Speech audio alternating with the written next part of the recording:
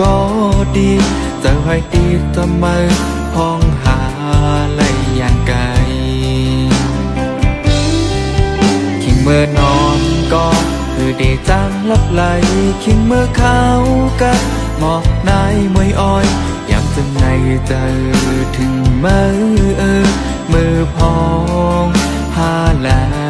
อยู่ยานไกลอยู่ยานไกลก็พอดังหักหามันกึ่งในอยากได้เจอเลยน้องโอยได้อ่านขึ้นปกอยู่เปิ้ลอยู่ทามึงนาได้บอกเศร้าใจ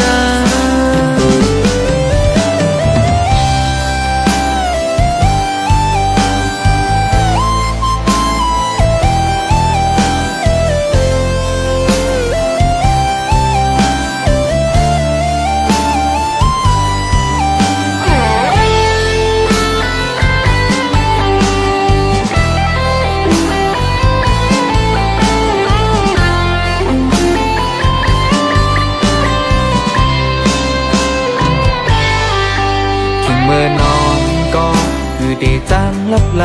คิงเมื่อเขากับหมอกนายมวยอ้อยยามจึงในเจอถึงมือพองหาไหลอยู่ยานไกลอังไปจากมือเศร้ายิ้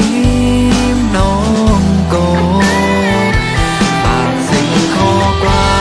มจอมโลเมื่อลัดปันเธอมันหูถึงก็อยู่ไกลในฝากสิ่งความหักเธอมันหู